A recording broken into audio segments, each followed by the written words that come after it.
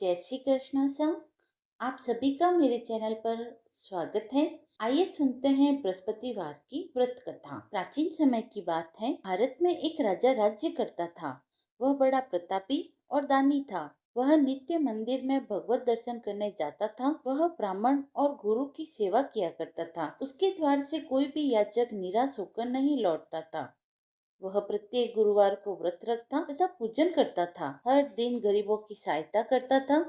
परंतु यह सब उसकी रानी को अच्छा नहीं लगता था। वह न व्रत करती थी, न किसी को एक भी पैसा दान देती थी। वह राजा को भी ऐसा करने से मना किया करती थी। एक समय की बात है। राजा शिकार खेलने वन को चले गए। घर पर रानी और दासी थी। उस समय गुरु बृहस्पति देव साधु का रूप धारण कर राजा के दरवाजे पर भिक्षा मांगने आए। साधु ने रानी से भिक्षा मांगी तो वह कहने लगी, हे साधु महाराज, मैं इस दान पुण्य से तंग आ गई हूँ। इस कार्य के लिए मेरे पति देव ही बहुत हैं। अब आप ऐसी कृपा करें कि सारा धन नष्ट हो जाए और मैं आराम से रह सकूं। साधु रूपी बृहस्पति देव ने कहा, हे देवी, तुम बड़ी विचित्र हो। संतान और धन से कोई दुखी नहीं होता, इसको तो सभी चाहते हैं। पापी भी पुत्र और धन की इच्छा करता है। अगर तुम्हारे पास अधिक धन है तो भूखे मनुष्य को भोजन करवाओ, प्याऊ बनवाओ, ब्राह्मणों को दान दो, धर्मशाला बनवाओ, कुआं, तालाब, बावड़ी आदि का निर्माण कराओ तथा निर्धन की कन्याओं का विवाह करवाओ, साथ ही यज्ञ आदि करवाओ। इस प्रकार के कर्मों से तुम्हारे कुल का और तुम्हारा नाम परलोक में भी सार्थक होगा एवं तुम्हें भी स्वर्ग की प्राप्ति होगी। परंतु रानी साधु की इन बातों से खुश न हुई। उसने कहा, हे साधु महाराज, मुझे ऐसी धन की आवश्यकता नहीं जिसे मैं अन्य लोगों में दान देती फिरूं तथा जिसको रखने और संभालने में ही मेरा सारा समय नष्ट हो जाए। साधु ने कहा, हे देवी, यदि तुम्हारी ऐसी इच्छा है तो जैसा मैं कहता हूँ वैसा तुम करना। बृहस्पतिवार के दिन घर आंगन को गोबर से लीपना, अपने केस को पीली मिट्टी से धोना, केसों को धोते हुए स्नान करना, राजा से कहना कि वह हजामत करवाए, भोजन में मांस मदिरा खाना, कपड़े धोबी के यहाँ धुलने देना। इस प्रकार 7 बृहस्पतिवार करने से तुम्हारा सारा धन नष्ट हो जाएगा। यह कहकर साधु महाराज रूपी बृहस्पति देव अंतर्ध्यान हो गए। रानी ने साधु के कहे अनुसार 7 बृहस्पतिवार तक वैसा ही करने का विचार किया। साधु के बताए अनुसार कार्य करते हुए केवल 3 बृहस्पतिवार ही बीते थे कि उसकी समस्त धन संपत्ति नष्ट हो गई। भोजन के लिए दोनों समय परिवार तरसने लगा तथा सांसारिक भोगों से दुखी रहने लगा। तब राजा रानी से कहने लगा कि हे रानी, तुम यहाँ पर रहो, मैं दूसरे देश को जाता हूँ, क्योंकि यहाँ पर मुझे सभी मनुष्य जानते हैं, इसीलिए मैं यहाँ पर कोई कार्य नहीं कर सकता। मैं अब परदेश जा रहा हूँ, वहाँ कोई काम धंधा करूँगा, शायद हमारे भाग्य बदल जाएं। ऐसा कहकर राजा परदेश चला गया। वह वहाँ जंगल से लकड़ियाँ काट कर लाता और शहर में बेचता। इस तरह जीवन व्यतीत करने लगा। इधर राजा के बिना रानी और दासियाँ दुखी रहने लगी।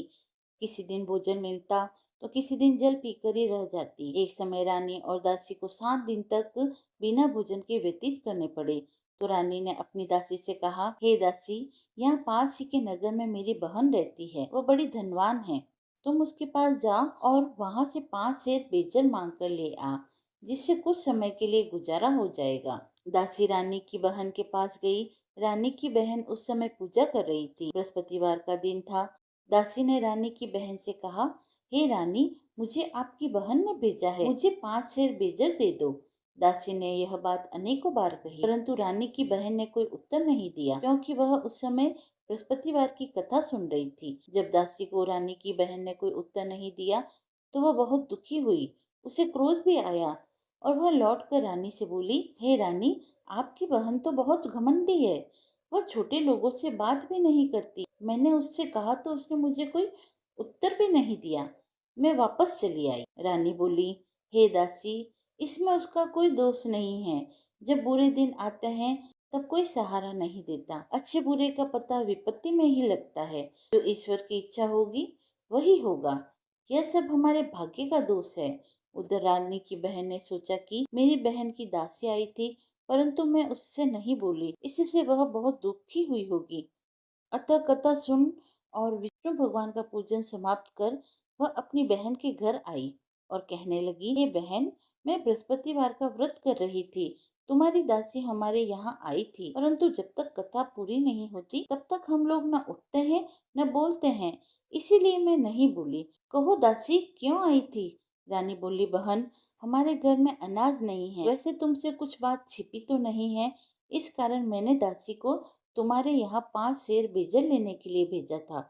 रानी की बहन बोली, बहन देखो, बृहस्पति भगवान सबकी मनोकामनाएं पूरी करते हैं। देखो, शायद तुम्हारे घर में ही अनाज रखा हो। यह सुनकर दासी घर के अंदर गई तो वहां उसे एक घड़ा बेजर का भरा मिल गया। वो बड़ी हैरान हुई क्योंकि उसने एक एक बर्तन देख लिया था। उसने बाहर आकर रानी को बताया। दासी अपनी रानी से कहने लगी, हे रानी, देखो, वैसे हमको जब अन्न नहीं मिलता है तो हम रोज ही व्रत करते हैं। अगर इनसे इस व्रत की विधि और कथा पूछ ली जाए तो उसे हम भी कर लिया करेंगे।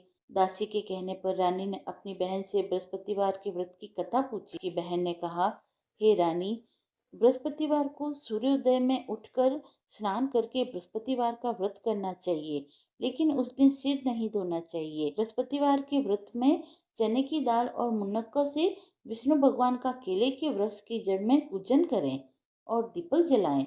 उस दिन एक ही समय भोजन करे। भोजन पीले खाद्य पदार्थ का करे तथा कथा सुने। इस प्रकार करने से गुरु भगवान प्रसन्न होते हैं, अन्न पुत्र धन देते हैं।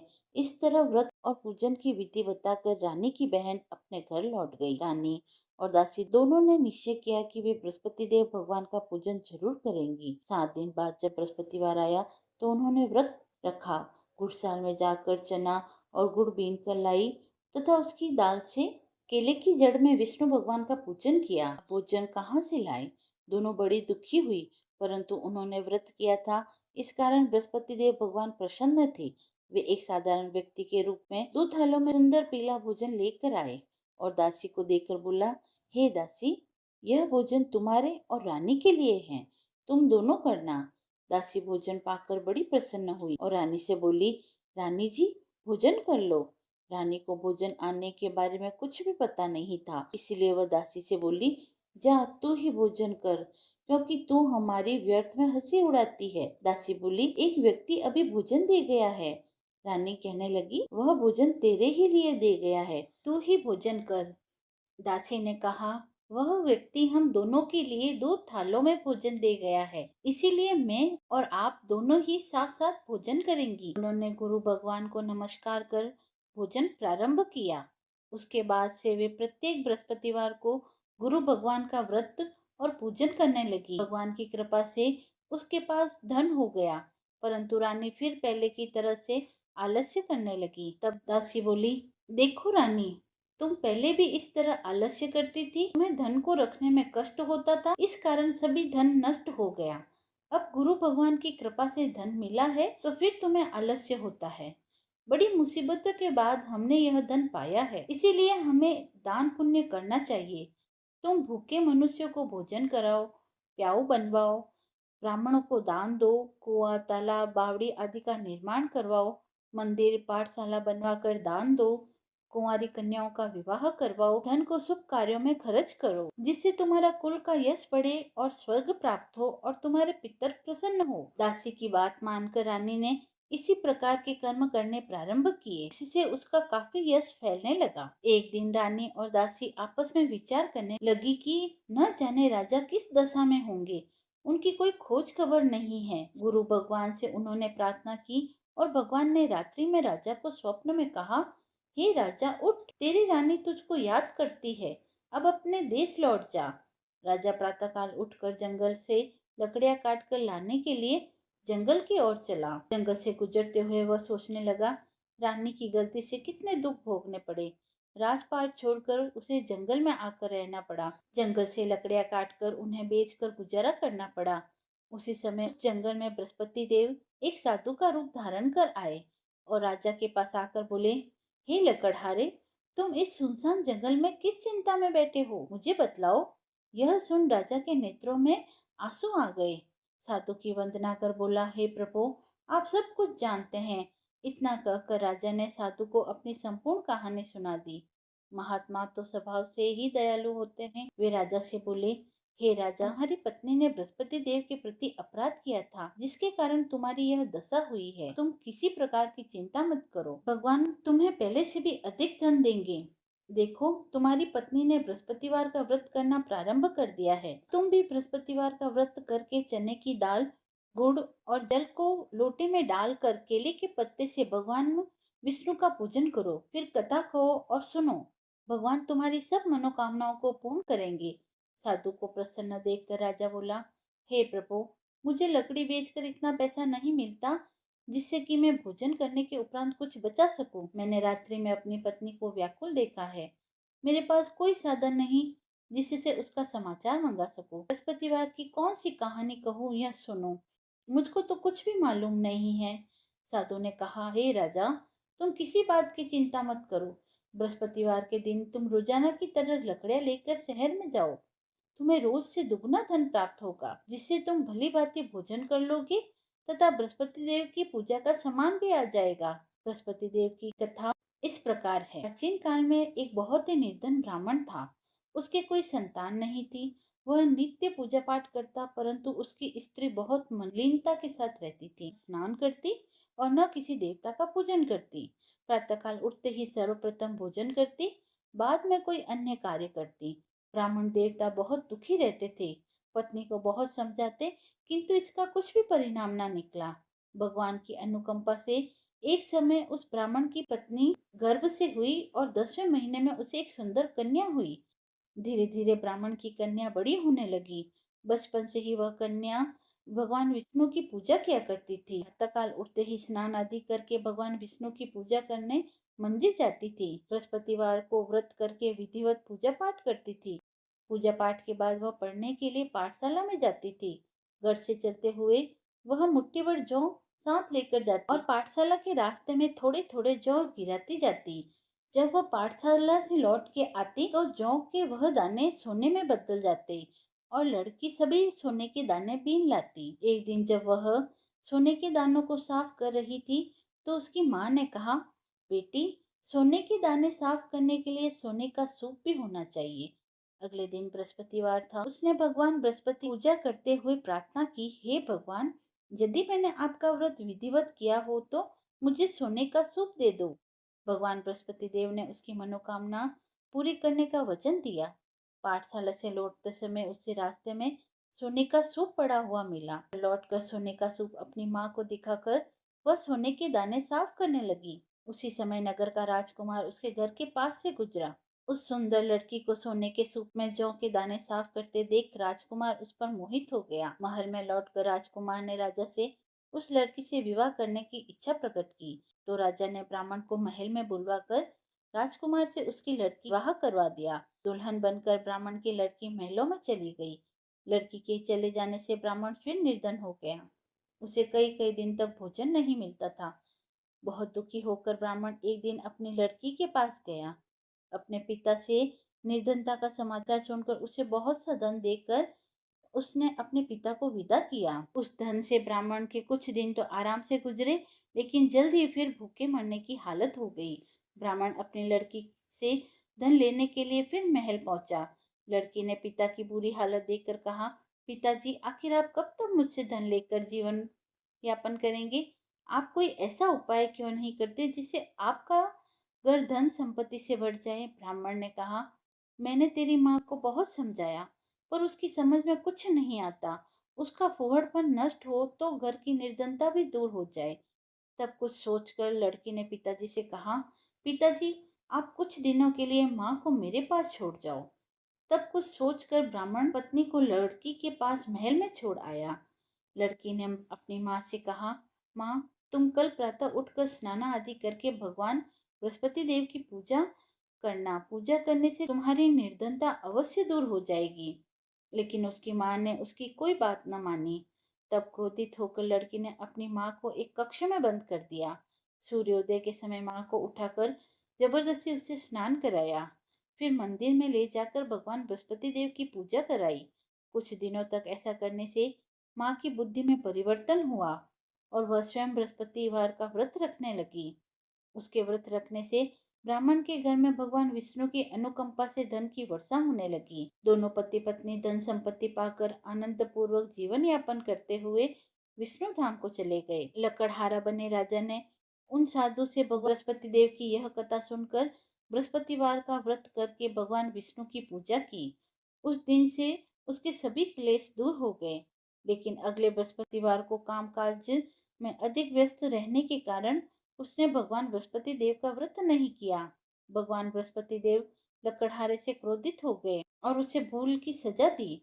उस दिन नगर के राजा ने नगर में घोषणा करके सबको सूचित किया कि प्रत्येक नागरिक मेरे महल में भोजन करने आए। जो नहीं आएगा उसे अपराधी मानकर भारी दंड दिया जाएगा। लकड़हारा बने राजा ने उस नगर के राजा की घोषणा तो सुनी, लेकिन जंगल में लकड़ी काट कर लाने और उन्हें बेचने में देर हो जाने के कारण वह समय पर महल में भोजन करने नहीं जा सका। अतः राजा के सैनिक लकड़हारे को पकड़कर महल में ले आए। राजा ने उसे महल के एक कक्ष में बैठाकर भोजन कराया। उस कक्ष में एक खुटी पर रानी का सोने का हार लटका हुआ था। लकड़हारा अकेला उस कक्ष में भोजन कर रहा था। तभी उसने एक आश्चर्यजनक घटना घटते देखी। देखते ही देखते वह खुटी हार को निगल गई। थोड़ी देर बाद राजा ने हार को गायब देखा तो लकड़हारे को कारावास में डलवा दिया। लकड़हारा मन ही मन अपने भाग्य को कोसने लगा। तभी उसे जंगल में मिले साधु का स्मरण हो आया। थोड़ी देर में भगवान बृहस्पति सन्यासी के रूप में उसके सामने प्रकट हुए और कहा, हे लकड़हारे, तूने भगवान बृहस्पति देव की पूजा नहीं की, इसी कारण तुम्हें कष्ट हुआ है। लेकिन अब चिंता मत कर, बृहस्पतिवार के दिन कारागार के दरवाजे पर तुझे कुछ पैसे पड़े मिलेंगे। उन पैसों से भगवान बृहस्पति देव का व्रत करके उनकी पूजा करोगे तो तुम्हारे सब दुख नष्ट हो जाएंगे। बृहस्पतिवार के दिन दरवाजे पर पड़े मिले पैसों से चने और गुड़ को मंगवाकर लकड़हारे ने बृहस्पतिवार की कथा कही। तो भगवान बृहस्पति देव ने प्रसन्न होकर उस नगर के राजा को स्वप्न में लकड़हारे को कारागार से मुक्त करने को कहा। सुबह राजा ने अपने कक्ष में आकर देखा तो खूंटी पर रानी का हार टंगा हुआ था। राजा ने लकड़हारे को मुक्त कर दिया और उसे धन और आभूषण देकर विदा किया। लकड़हारा बना राजा उस नगर से चलकर अपने नगर में पहुंचा तो उसे नगर में कुएं, धर्मशाला, बाग बगीचे देखकर बहुत प्रसन्नता हुई।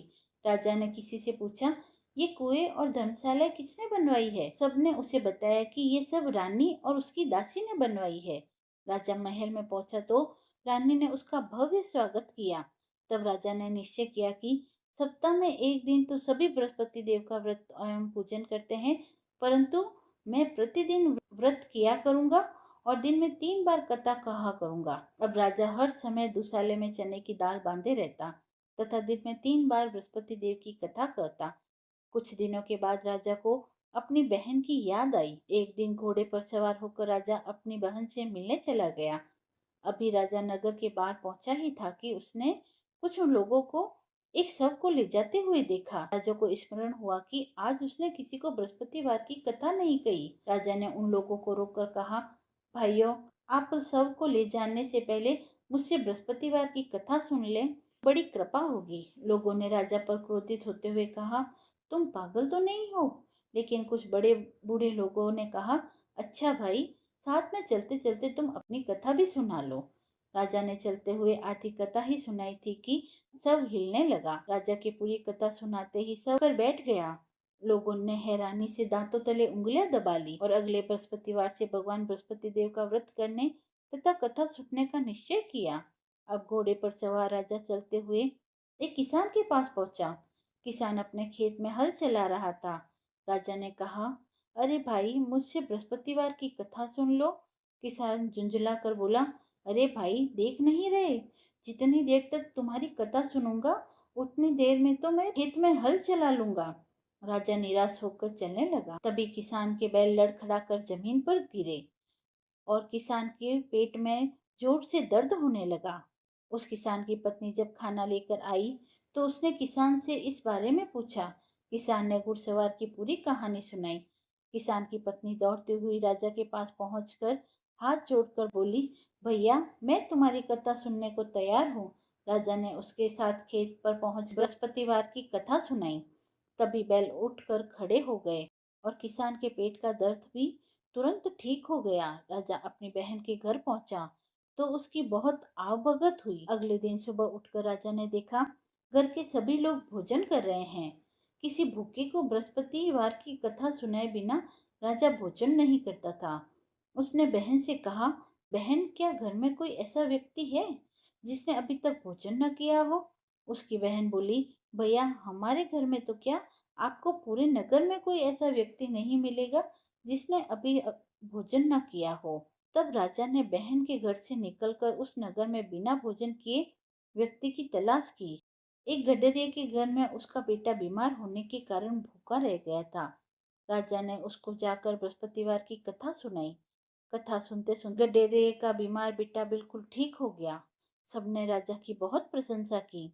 एक दिन राजा ने अपनी बहन से कहा, बहन, हम अपने घर जाना चाहते हैं, तुम भी हमारे साथ चलो, कुछ दिन वहां रह कर लौट आना। राजा की बहन ने अपनी सास से पूछा तो सास ने ताना देते हुए कहा, बहू, मायके जाना हो तो अकेले जाना, मेरे पोतों को नहीं ले जाना। तुम्हारे भाई के कोई संतान नहीं है, कहीं तुम्हारी भाभी मेरे पोतों पर कोई जादू टोना न कर दे।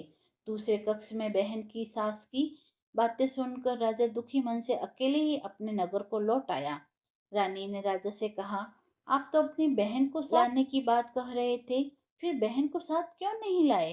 तब राजा ने दुखी होकर कहा, रानी, हम निसंतान हैं, इसलिए कोई हमारे घर आना पसंद नहीं करता। रानी ने राजा को समझाया, हे प्राणनाथ, हमें बृहस्पति देव ने सब कुछ दिया है, अब भगवान बृहस्पति देव हमें संतान भी अवश्य देंगे। बृहस्पतिवार को विधिवत व्रत करते हुए राजा रानी ने भगवान बृहस्पति देव से संतान के लिए प्रार्थना की। कुछ दिनों के बाद उन्होंने स्वप्न में दर्शन दिए और कहा, हे राजन, तेरी मनोकामना अवश्य पूर्ण होगी। एक सप्ताह बाद ही रानी गर्भवती हो गई। 10वें महीने रानी ने एक सुंदर पुत्र को जन्म दिया। राजा रानी जीवन पर्यंत बृहस्पतिवार का व्रत करते रहे।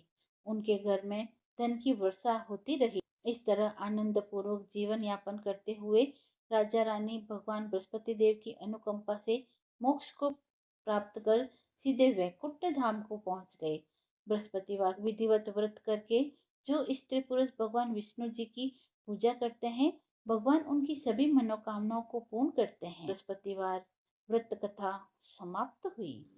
यदि आपको वीडियो पसंद आया हो तो आप मेरे चैनल को लाइक, शेयर एंड सब्सक्राइब करें। धन्यवाद।